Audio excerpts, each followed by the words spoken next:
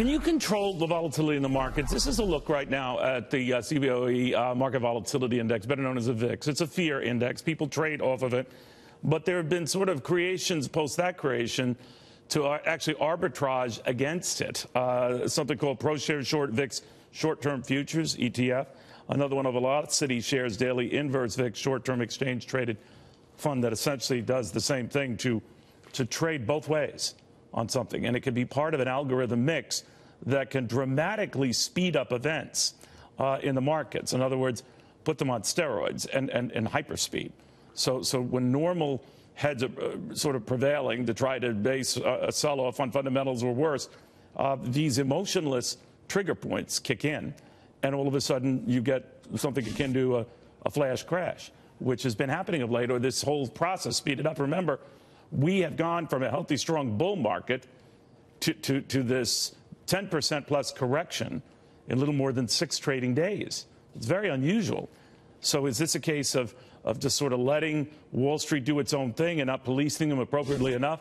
My next guest is concerned about that and very much concerned about this drive to get rid of some regulations that could be a benefit here.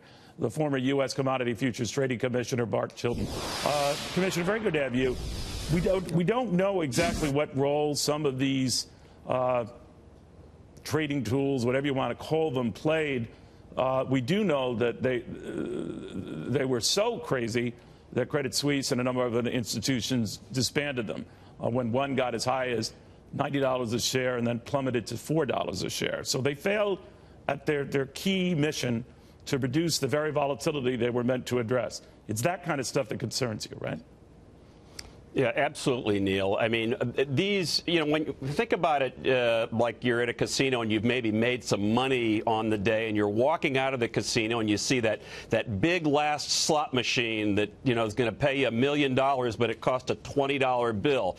It's a bizarre bet, but I'll tell you, Wall Street has developed more bizarre bets than even that, and it is the things you're talking about. Not only can they be based upon the fear index, the VIX, but they can be 2 to 3 times the payout. That's right. And it's compounded every day, Neil. So, it's not like it's an index on a regular exchange-traded fund, an ETF, that you're just trying to mimic the S&P or mimic oil prices or something. These can be really dangerous, and so I do think there needs to be some regulation of them, more than they have now, more than just the adequate disclosure that is for the rest of the security equities. So I hope the SEC moves forward on that, Neil. I know people get the hairs up on their back when they hear, oh, regulation and all, but I would even go for prove that this vehicle does what you say. Have you done a computer test to tell me that when there's a sell-off in the market, that this mechanism, which is going to contain that sell-off for those who buy it, is going to do the job? Because in most meltdowns that I've seen in the past, whether the '87 experience where portfolio insurance was supposed to shield you from market forces, or even after the meltdown in 2008, early 2009, when mortgage derivatives, you could package all of those together, and it would be a safe way to shielding yourself from the crap that they were.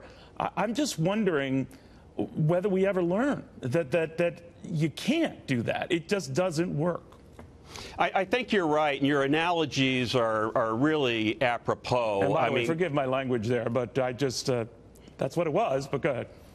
So if you go back and look at credit default swaps that you were mentioning prior to the recession, they're actually a really good product. And to make the analogy, just like exchange-traded funds are a good, important product for investors. But then they took the CDSs, the credit default swaps, and as you say, they sliced and diced them. They made them pretty toxic. Nobody knew what the valuation was, and they were a leading cause of the, I mean, there's lots of causes, but the leading cause of the recession, right? And but it was so I think a way to package stuff that was unattractive in an appealing way, like you were stuffing it into a perfume bottle and not realizing it wasn't perfume. So I think it's a very apt analogy for what's happening now in this family of ETPs, exchange-traded products. And the ETFs I don't have a problem with. Right. It's these 2 and 3 times, the leveraged ETFs, Neil, and also ETNs, the exchange-traded notes. Right. And then these inverse, like you were discussing, where you're actually taking the opposite side of something.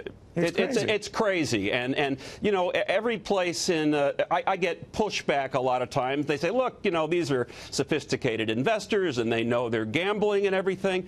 But two things. One, I mean, even at Disney World, for crying out loud, you got to be so tall to ride. There's a warning there. So I think there should be some disclosure more than they have now. And I also get hit back from my conservative friends who say, hey, Bart, there's so many regulations out there. People are drowning in them. You just want to add another. And it's a really good point because, you know, regulators shouldn't be just so stuck in the mud on thinking that everything they've done in the past or their predecessors have done is golden. It needs to be updated for markets, and this is a really good apropos time for the SEC, even in this environment of trying to pull back on some of the regulations as the president has called for. I think you're right, Bart. This is not a left or right thing to me. I'm a free marketeer as much as the next guy, but if you can't explain the benefit of a sort of a boutique investment strategy and an investment, and even the brokerage houses selling it, like Credit Suisse, couldn't, they're pretty good at what they do.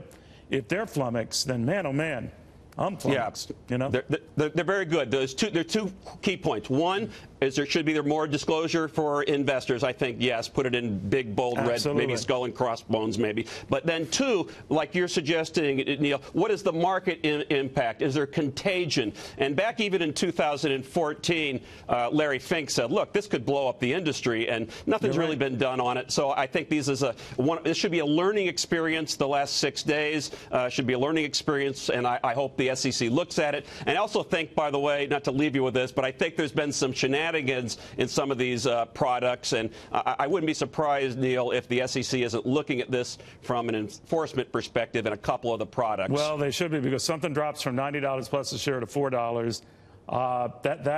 That's weird. That's weird. But we'll watch it closely. Bart, I'm so glad you came just to sort of step back on this perspective.